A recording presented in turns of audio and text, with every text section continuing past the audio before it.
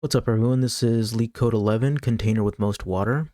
So basically, we're given an input array called heights, and all these numbers represent like basically walls, and we have to find the largest amount of water that a container can store.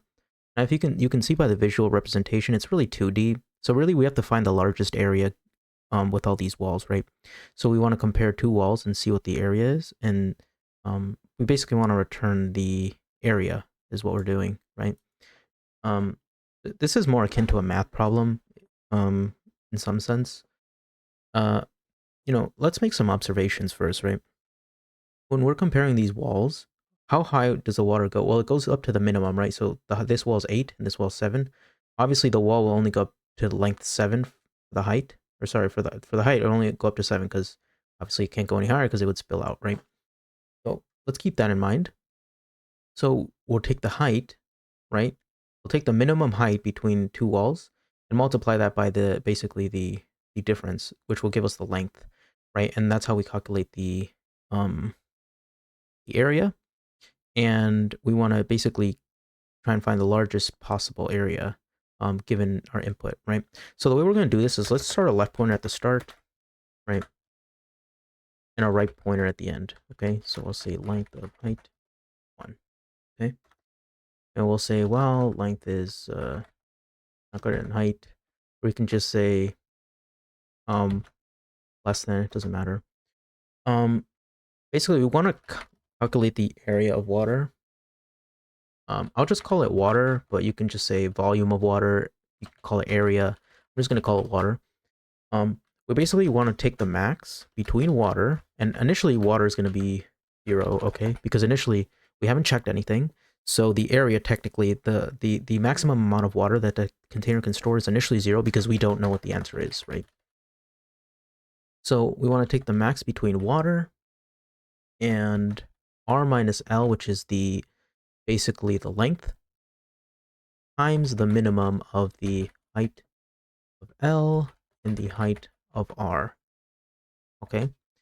I hope you understand what this is doing. This is basically just, I mean, you can write it up here like this, and then, I don't know, put it here if you want. I'm just doing it all in here. But basically, R minus L, right? It'll give us the length, and then again, we have to take the minimum between these two walls for the height. So we're taking length times height to get the area, basically. And so we're going to calculate an area and compare that to the largest value we've seen so far as we go along. And if it's bigger, we'll update the area, right? How much water, the maximum amount of water that the container can store, right? Now, in terms of how do we move our pointers? Well, basically, what do we know? So our left pointer is here and our right pointer is here. What do we know about maximizing the amount of water? Well, we want to have the highest walls possible.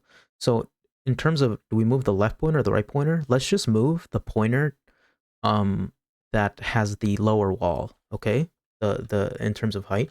So we're going to say if the height of the left is less than the height of the right, okay? We're going to just move the left, right? Because we want the left to be bigger. Else we'll just move the right pointer, okay? And I believe that should be it. This problem isn't too complicated. It's just more mathematical in nature in some sense, right? You got to think about it like a math problem, and it'll make a little bit more sense. So really, what we have our left pointer here, our right pointer here to start. Let's calculate the area, or how much water it can hold, right? So for here, it'd be 1 times whatever.